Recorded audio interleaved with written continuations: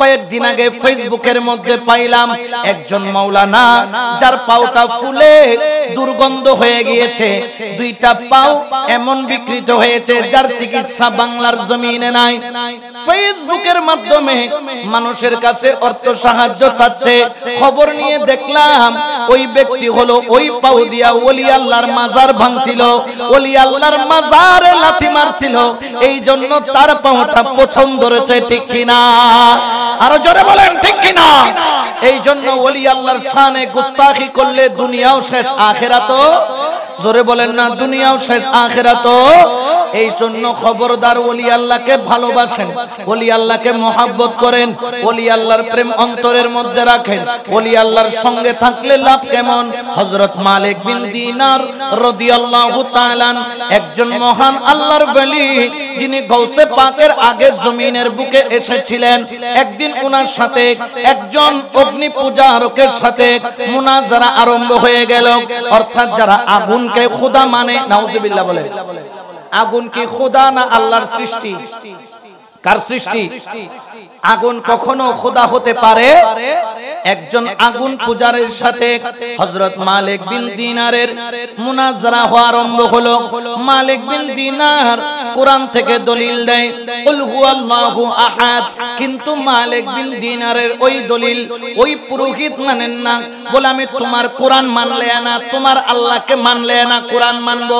আমার গীতার মধ্যে আছে, আমার ভগবত গীতার মধ্যে পাওয়া যায়, রামায়ণের মধ্যে পাওয়া যায়, মহাভারতের মধ্যে পাওয়া যায় আগুন হলো খোদা। বলেন নাউজুবিল্লাহ। ইনার দলিল ইনি মানেন না, ইনার দলিল ইনি মানেন না। সমাধান কি? বলে একটা কাজ করে আমরা মুবাহালা করি। কেমন মুবাহালা? বললেন প্র্যাকটিক্যাল মুবাহালা। কেমন মুবাহালা?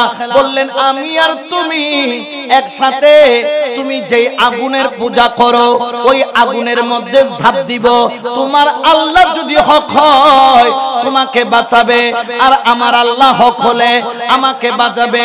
অগ্নি পূজারক বললেন অসুবিধা নাই, আমি আগুন খোদার উপর বিশ্বাস রাখি, আমি আর তুমি একসাথে আগুনের মধ্যে ঝাঁপ দিব। যিনি বেঁচে থাকবেন তার আল্লাহ হক। হযরত মালিক বিন দিনার রাদিয়াল্লাহু তাআলা তিনি তৈয়ারি গ্রহণ করে ফেললেন, কিন্তু অগ্নি পূজারক বললেন হে মালিক বিন দিনার, আমি তো আগুনে ঝাঁপ দিব, তুমি আবার পালাবে কিনা? মালিক বিন দিনার বলেন আমি পালানোর মানুষ নই, তাহলে কি করা যায়? বললেন একটা কাজ করি, আপনার হাতের সাথে আমার হাতটা শক্ত করে রশি দিয়ে বাইন্ধা নেই, যাতে আগুনে লাফ দেওয়ার পরে আপনিও পালাইতে না পারেন, আমিও পালাইতে। বুদ্ধি ঠিক আছে না? এটা দাইবের কোন রাস্তা? কে বলতেছে অগ্নি পূজারক আপনার হাত আমার হাতের সাথে কি করব? বেঁধে রাখবো, যাতে আপনিও পালাইতে না পারেন, আমিও। আপনি যদি পালাইয়া যান তখন মালিক বিন দিনার মুস্কি হেসে বলতে তুমি রশি দিয়ে না তার দিয়ে বাঁধো। কি দিয়ে বাঁধো? কোন অসুবিধা? এনি যাইয়া দেরি করে নাই, একদম শক্ত করে রশি আইনা ভালো করে বাইধা নিলেন, যাতে একজনের হাত থেকে একজন ছুটতে, এখানে আর ফালানোর কোন সুযোগ আছে? জোরে বলেন না আছে? এখন দুজনের খোদার নাম নিলেন। মালিক বিন দিনার বলে আল্লাহ ইজ্জত তোমার হাতে, বেইজ্জতিও তোমার হাতে, আমি তোমার জন্য ঝাঁপ দিচ্ছি, নিজের জন্য নয়। ওই অগ্নি পূজারকও বলতেছেন হে আগুন দেবতা, আজকে 5000 বছর আমার বাপ, বাপের বাপ, তার বাপের বাপ, দাদার দাদা, 14 খানদান তোমাকে খোদা মানতেছে, আজকে প্রমাণ করার সময় তুমি যে হক, আমি ঝাঁপ দিচ্ছি, ইজ্জত আমার রাখিও। দুজন ঝাঁপ দিল কিসের মধ্যে? জোরে হন আওয়া। তুই আর আই জীবন দিম না কইম দে সাসা আপন জান, বাসা হনা সাসা আপন জান বাসা। কিন্তু উনি ঝাঁপ দিয়ে দিলেন আগুনের মধ্যে। দুজন আধা ঘন্টা পর্যন্ত আগুনের ভিতরে গড়াগড়ি করলো দুজন। যখন দুজন আগুনের ভিতরে আধা ঘন্টা পার করলো, বের হয়ে আসলো আগুন থেকে, বের হওয়ার দেরি হযরত মালিক বিন দিনারের গায়ের একটা পশম জায়গা থেকে পড়ে নাই, ঝরে নাই, চামড়ার মধ্যে আগুনের একটা লেলিহান শিখাও লাগে নাই। উচ্চ আওয়াজে বলেন না সুবহানাল্লাহ। এখন আগুন তো লাগে নাই, ওই পুরোহিতের কি অবস্থা? দেখা গেল মালিক বিন দিনার যেরকম সুস্থ, আগুনে পোড়া যায় নাই, ওই পুরোহিত যে আগুনকে খোদা মানতো তার গায়েও একটা আগুনের ছিটা লাগে নাই। মালিক বিন দিনার অবাক হয়ে গেলেন, আল্লাহ আমি তো জানি তুমি একমাত্র বাঁচানেওয়ালা, আমি বাঁচলাম কারণ আমি তোমাকে মানি, সে তো তোমাকে মানে না, সে কিভাবে বাঁচলো? আল্লাহ আজকে তুমি আমাকে বেইজ্জতি কেন করলা? এখানে তো তার আল্লাহ হক প্রমাণ হয়, আমার আল্লাহ হক প্রমাণ হয়, কারণ সেও পোড়া যায় নাই, আমিও পোড়া যাই নাই, তার পশমও জ্বলে নাই, আমার পশমও জ্বলে নাই।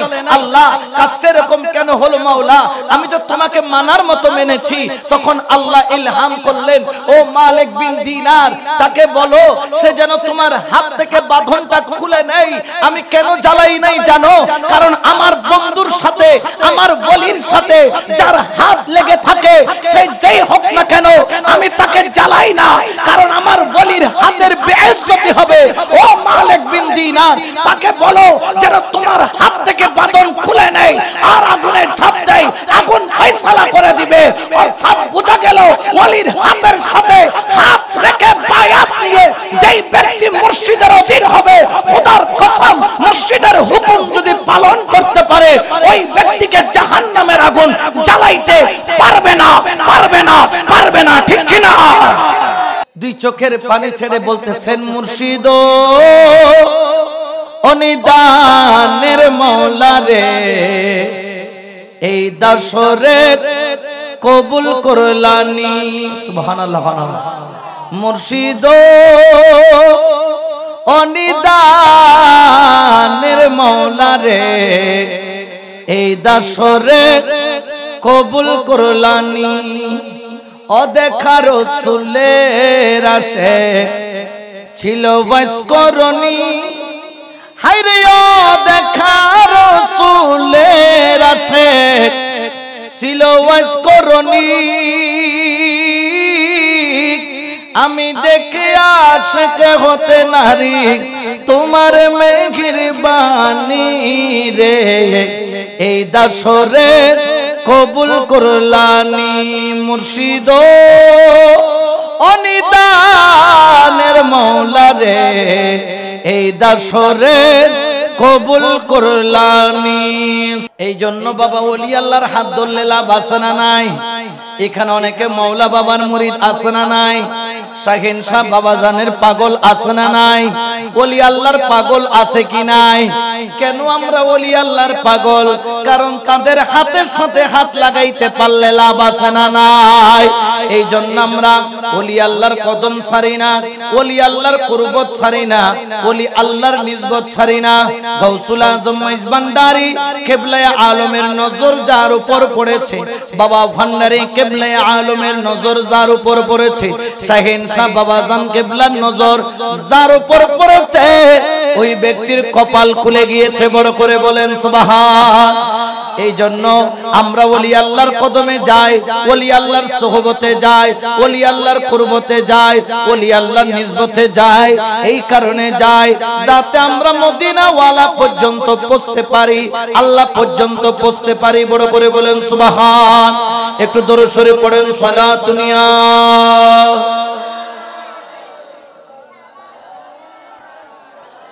একটু জিকির করেন, হক লা ইলাহা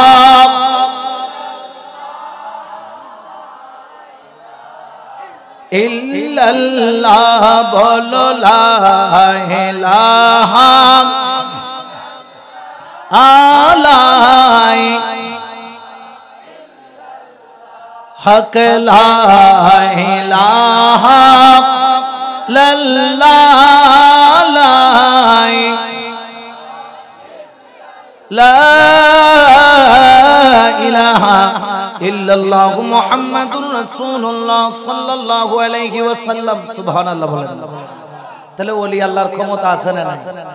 আপনাদের এই এখানে মনসা বাদাম তলে আমি যখন প্রথম মাহফিল করি, তখন ওই সময় একটা ছেলে, এদিকে একটা মাহফিলে আসতাম, আমাকে দাওয়াত করত। ওই ছেলে ওলি আল্লাহ মানতো না, ওলি আল্লাহ মানতো না। সে পরবর্তীতে মাওলা হুজুরের গোলাম হয়েছে। সুবহানাল্লাহ বলেন। তো সে আমি ওইখানে মাহফিল আমি দীর্ঘদিন গিয়েছি, অনেক বছর।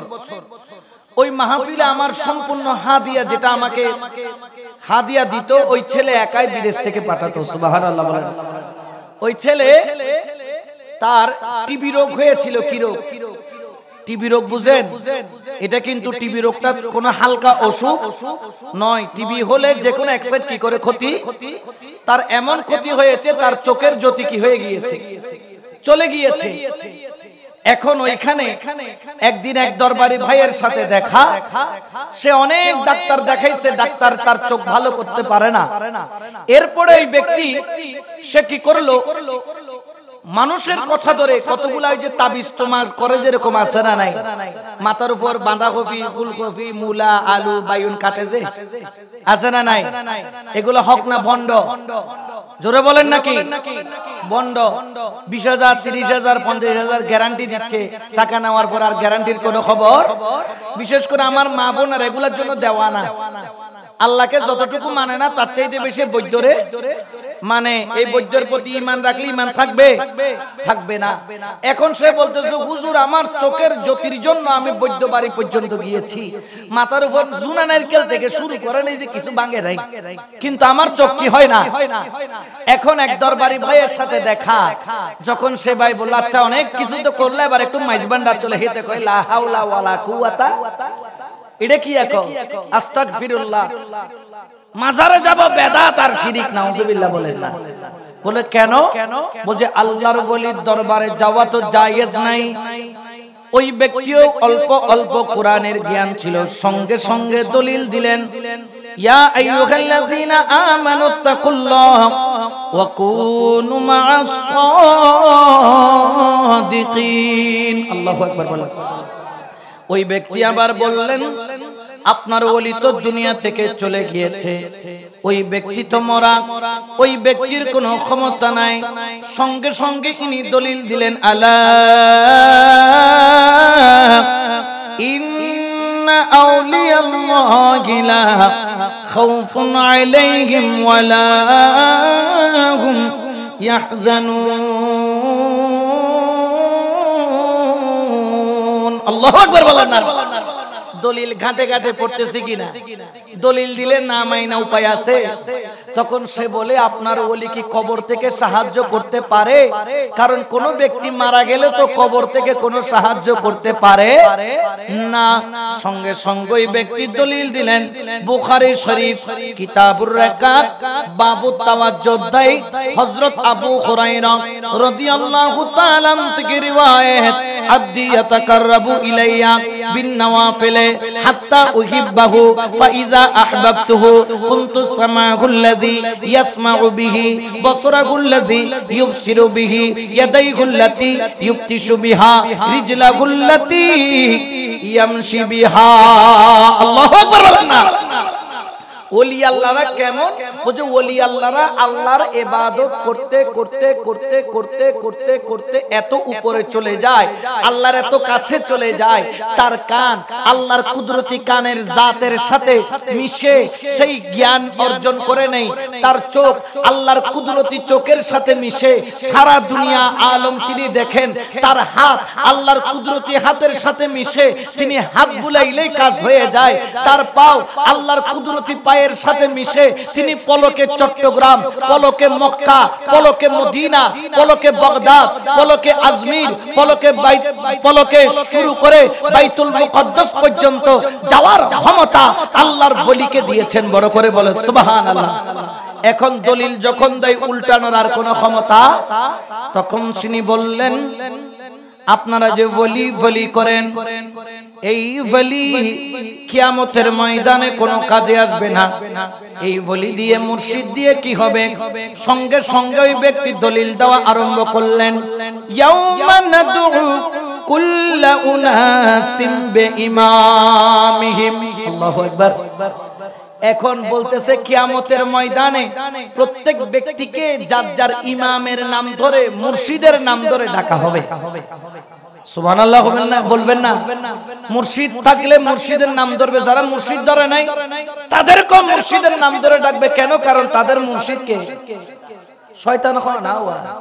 যেগুন ফিন্ন মানে গুণ মুর্শিদ খন তোর ডাকিব তো শতানের মুরিদ ইকেইউ তো শতান জিকে মুরিদ আর গৌসুল আজম মাইজভান্ডারী প্রেমিক গৌসুল আজম মাইজভান্ডারী যেদিকে আমরাও জোরে বলেন আমরাও ওই ব্যক্তির দেরি করলেন না সঙ্গে সঙ্গে বললেন ঠিক আছে ডাকা হবে জান্নাতে যাবে গ্যারান্টি কি এই ব্যক্তি আলেম ছিলেন উত্তর দিলেন কিয়ামতের ময়দানে লা ইয়াদখুলুনাল জান্নাতা মিন উম্মতি ৭০ আলফা আও ৭০০ আলফা শাক্কান আল্লাহর ওলির মধ্যে ৭০,০০০ ওলি থাকবে আল্লাহ যাদেরকে জান্নাতে যেতে বলবেন কিন্তু ওলি আল্লাহ জান্নাতে যাবেন না ওলিকে জিজ্ঞেস করা হবে কেন যাচ্ছেন না ওই ওলি বলবে আল্লাহ কেমনে যাব আমার কতগুলা পাগল তো কিয়ামতের ময়দানে 12 সূর্যের তাপের নিচে দরপর করতেছে আমি মুর্শিদ তো তাদেরকে ফেলে জান্নাতে যেতে পারি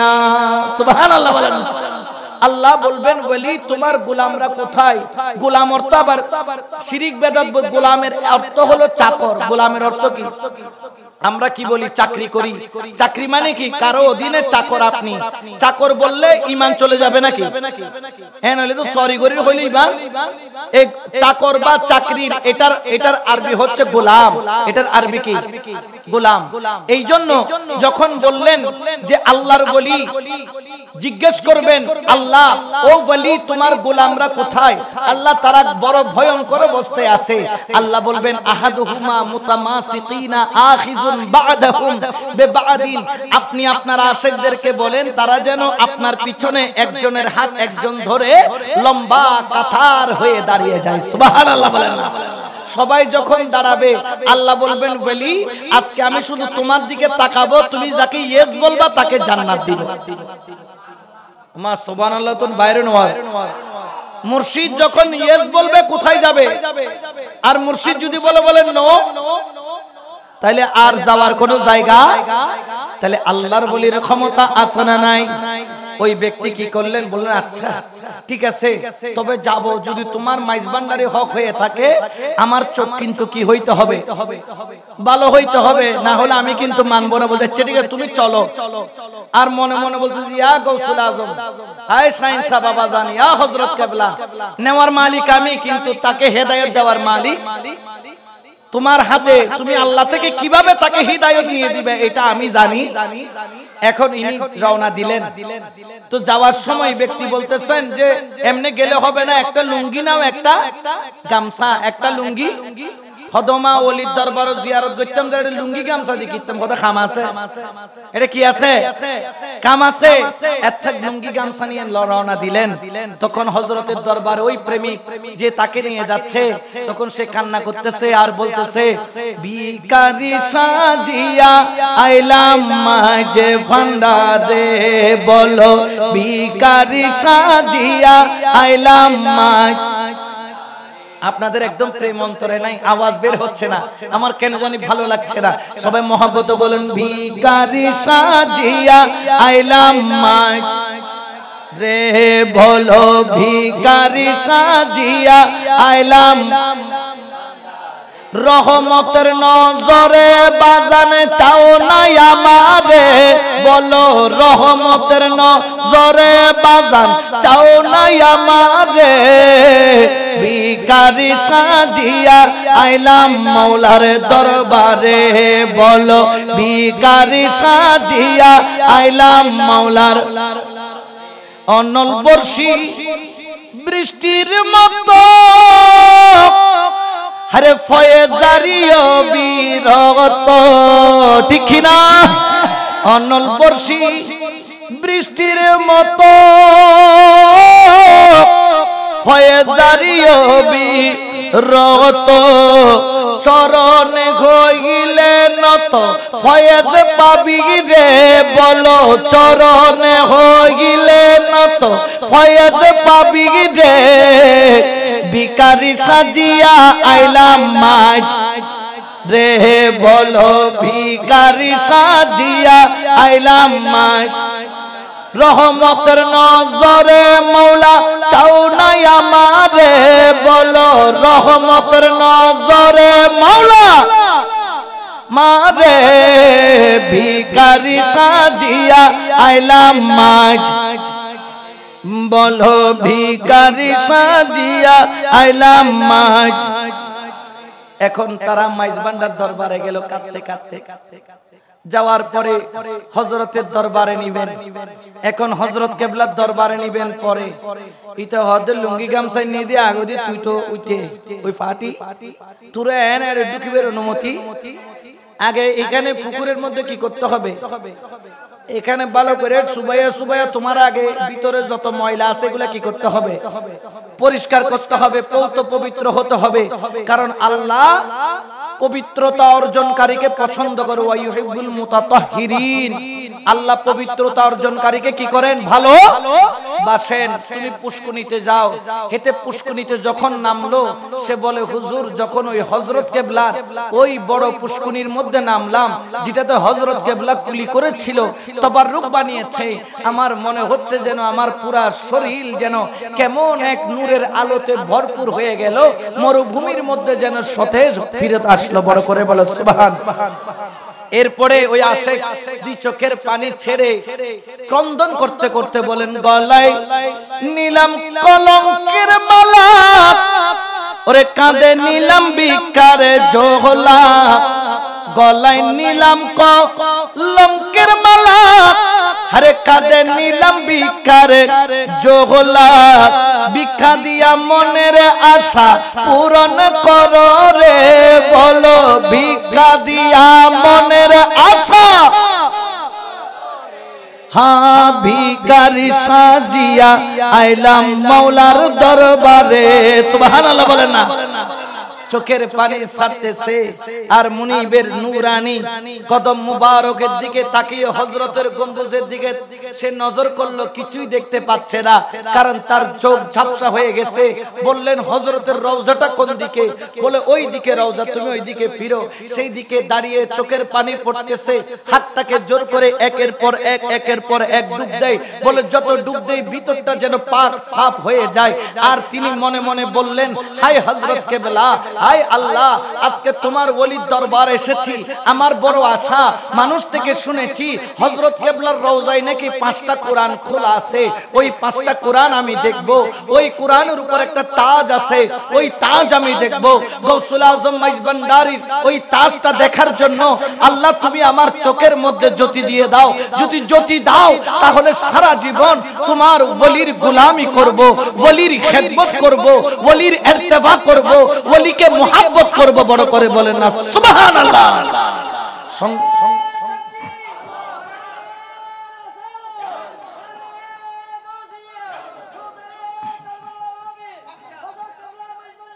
সঙ্গে সঙ্গে বললেন চরণ সেবা করব আমি, দয়া করো আমায় তুমি, হযরত চরণ সেবা করব আমি, আরে দয়া করো আমায় তুমি, চরণের পূজারি বানাই রাখো আমারে মাওলা, চরণের আশিকি বানাই রাখো আমারে, ভিখারি সাজিয়া আইলাম মাঝে ভান্ডারে, বলো ভিখারি সাজিয়া আইলাম মাওলার দরবারে, রহমতের নজরে বাজান চাও নাই আমারে, হায়রে রহমতের নজরে বাজান চাও নাই আমারে, ভিখারি সাজিয়া আইলাম মাঝে ভান্ডারে। সুবহানাল্লাহ বলেন না। একটা ডুব মারলো, দুইটা ডুব মারলো, 3টা 4টা 5টা 6টা 7টা ডুব মারার পরে মাথার পানিগুলা মুছে, চোখের পানিগুলা মুছা আরম্ভ করলেন। মুছতে মুছতে যখন চোখটা খুললো, ডাক্তার যেই চোখটা ভালো করতে পারলো না, দুনিয়ার কোন বৈদ্য কবিরাজ যেই চোখটা ভালো করতে পারলো না, হুজুরে গৌসুল আজম প্রেমের বাগানে যখন চলে গেল, হযরত কেবলার ওই নূরানি পুষ্কুনির মধ্যে যখন ডুব দিল, আল্লাহর ওলির ওযুর পানি যেইখানে রয়েছে ওই পানি এত বরকতময়, দেখা গেল 7টা ডুব দিয়ে চোখের পানি সরাইলো।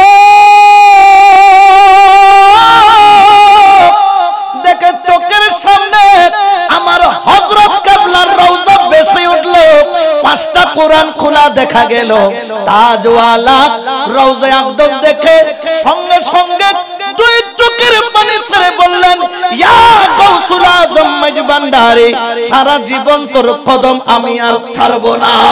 সুবহানাল্লাহ বলেন না।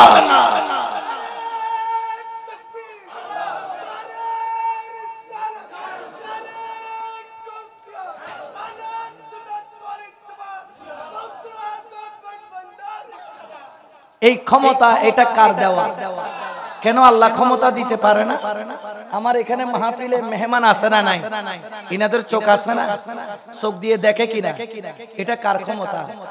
ইনাদের হাত আছে না? নাড়ানোর ক্ষমতা দিয়েছেন কে? ইনারা কথা বলতে পারে না, বলার ক্ষমতা দিয়েছেন কে? তো আল্লাহ যেরকম ক্ষমতা দিয়েছেন ওলি আল্লাহকেও আল্লাহ ক্ষমতা দিয়েছেন তার আশিকদেরকে অসুস্থতা থেকে তারা চাইলে সুস্থতা দিতে। জোরে বলে না পারে কিনা? হযরত ঈসা আলাইহিস সালামের পরশ পেলে কুষ্ঠরোগী কি হতো? কি হইতো? কেন আল্লাহ কি ভালো করতে পারে না? ঈসা পয়গম্বরকে কেন দিলে? বলে এটা পয়গম্বরের খুসুসি জ্ঞান, এগুলা মূলত ক্ষমতা কার? তাহলে আল্লাহ চাইলে আল্লাহর প্রিয় বান্দাদেরকে ক্ষমতা দিতে। এই জন্য আল্লাহ পবিত্র কোরআনে তার সপক্ষে দলিল দিয়েছেন, ফাওয়াজাদা আবদাম মিন ইবাদিনা رحمة من عندنا وعلمناه من لدنا علما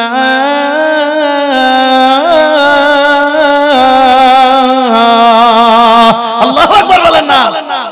দলিল আছে না নাই? সুন্নিরা কি দলিল ছাড়া কথা বলে? হযরত গাউসুল আজম মাইজ ভান্ডারী কিবলার এই ক্ষমতাকে আল্লাহ বলছেন আল্লাহর কিছু প্রিয় বান্দা রয়েছে, আল্লাহর কিছু প্রিয় বন্ধু রয়েছে, আতাইনাহু রাহমাতাম মিন ইনদিনা, যাকে আল্লাহ স্পেশাল রহমত দান করেছে, ওয়া আল্লামনাহু মিন লাদুন্না ইলমা, ওই স্পেশাল রহমতের নাম হলো ইলমে লাদুন্নি। বড় করে বলেন না সুবহানাল্লাহ। ওই ইলমে লাদুন্নি কেমন? ইলমে লাদুন্নির নজর পড়লে মরা কলব জিন্দা হয়। ইলমে লাদুন্নি কেমন? যেটা কলবে চলে আসলে কশফ ক্ষমতা বেড়ে যায়। ইলমে লাদুন্নি কেমন? যেটা কলবে চলে আসলে ঘরে বসে মদিনা ওয়ালা দেখা যায়। ইলমে লাদুন্নি কেমন? যেটা অন্তরে থাকলে কলবের দরজা খুলে যায়। ইলমে লাদুন্নি কেমন? এমন এক আলো যেটা তোমাকে জান্নাত পর্যন্ত, লা মাকানের খুদা পর্যন্ত নিয়ে যায়। বড় করে বলেন না সুবহানাল্লাহ। এই জন্য আশিক বলেন মদিনার গোলামি ও হযরত মদিনার গোলামি মাই দে, মদিনার গোলামি আমাই দে ও বাবা জান, মদিনার গোলামি সোনা চাঁদি রূপা চাই না, চরণ দুলি কে কামনা, সোনা চাঁদি রূপা চাই না, চরণ দুলি এই কামনা, ভাঙা তকদির জোড়া লাগাই দেখ ও মাওলা বাবা, ভাঙা তকদির জোড়া লাগাই দে ও জিয়া বাবা, মদিনার গোলামি আমাই দে, মদিনার গোলামি আমাই দে ও বাবা জানে কেবলা, মদিনার গোলামি। সালাতুন ইয়া রাসূলুল্লাহ, সালাতুন ইয়া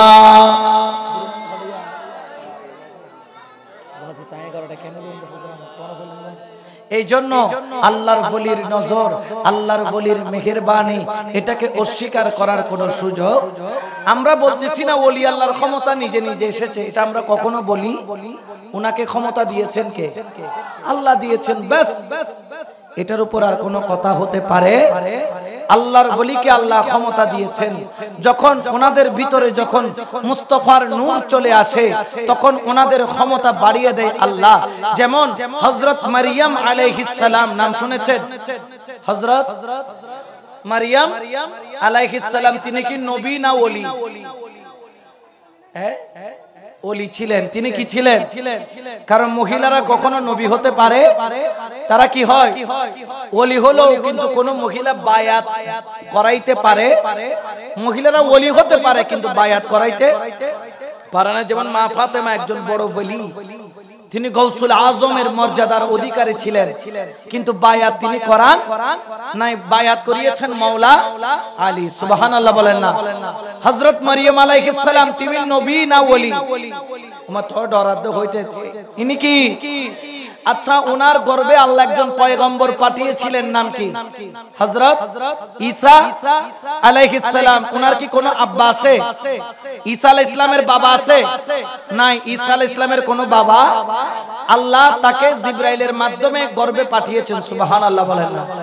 যখন হযরত মরিয়ম আলাইহিস সালাম সন্তান প্রসব করবে, অর্থাৎ ঈসা আলাইহিস সালাম দুনিয়াতে আসার যখন সময় কাছে আসলো, ওনার আব্বাজান মরিয়ম আলাইহিস সালামের আব্বাজান ওনাকে মরিয়ম আলাইহিস সালামকে জঙ্গলে রেখে আসছে। মা, আমি তোমাকে জঙ্গলে রেখে যাচ্ছি আল্লাহর নামের উপর, আমি এখানে আসতে পারবো না, কারণ তোমার সন্তান যদি হয়, মানুষ যদি জিজ্ঞেস করে এর বাবার পরিচয় কি, সেটা দেওয়ার ক্ষমতা আমার নাই। মানুষ সেটা বিশ্বাস করবে না, মানুষ মন্দ বলবে। মারিয়াম আলাইহিস সালাম জঙ্গলের মধ্যে একা ছিল, আর গর্ভের মধ্যে হযরত ঈসা পয়গম্বর আলাইহিস সালাম ছিল। কিন্তু দেখা গেল হযরত মারিয়াম আলাইহিস সালাম যখন জঙ্গলে খাবার শেষ হয়ে গেল, তিনি খিদার যন্ত্রণায় কাতরাচ্ছেন, খিদা তো লাগছে, এখন কি করবেন? সামনে দেখলেন একটা মরা খেজুর গাছ। কি খেজুর গাছ? মরা খেজুর গাছ। মরা খেজুর গাছে কোনো ঢালপালা গজায়? জোরে বলেন না, গজায়? হযরত মারিয়াম আলাইহিস সালাম যখন মরা খেজুর গাছে হাত রাখলো, রাখার দেরি মরা খেজুর গাছ সঙ্গে সঙ্গে জিন্দা হয়ে গেল। শুধু জিন্দা নয়, গাছটার থেকে পাতা বের হয়ে গেল। শুধু পাতা নয়, পাতার সাথে খেজুরের ফুল বের হয়ে গেল। শুধু খেজুরের ফুল নয়, খেজুরগুলা বড় বড় হয়ে গেল। শুধু বড় বড় নয়, সাথে সাথে পেকে গেল। শুধু পেকে গেল নয়, গাছ থেকে টুক করে জমিনে পড়লো। হযরত মারিয়াম আলাইহিস সালাম ওই খেজুরগুলা মুখে দিলেন। ও মারিয়াম আলাইহিস সালাম, তোমার এত পাওয়ার কোত্থেকে আসলো? বলে, আমার গর্ভে একজন পয়গম্বর আছে, আমার গর্ভে একজন পয়গম্বর আছে। ওই পয়গম্বর যদি আমার গর্ভে থাকে, মরা গাছ জিন্দা হয়ে যায়, সাথে সাথে ডালপালা মেলে যায়, খেজুর ধরে যায়, খেজুর ধরে পেকে যায়, পেকে জমিনে ঝরে যায়। এটা হচ্ছে পয়গম্বরের ক্ষমতা, পয়গম্বরের মুজিজা। একবার চিন্তা করেন, গাউসুল আজম মাইজভান্ডারী রে, তোমার এত ক্ষমতা কেন? বলে, একই বিষয়, মরিয়ম আলাইহিস সালামের গর্ভে ছিল ঈসা পয়গম্বর, আর আমি গাউসুল আজম মাইজভান্ডারীর কলবে আছে মুহাম্মাদুর রাসূলুল্লাহ সাল্লাল্লাহু আলাইহি ওয়াসাল্লাম। ওই নূরে মুস্তাফা যখন আমি গাউসুল আজম মাইজভান্ডারীর কলবে চলে আসলো, তখন মরা কলবের দিকে তাকাইলে জিন্দা হয়ে যায়। যাকে আমি আঙ্গুল দিয়ে ইশারা করি, মদিনা ওয়ালার দিদার হয়ে যায়। বড় করে বলেন সুবহানাল্লাহ।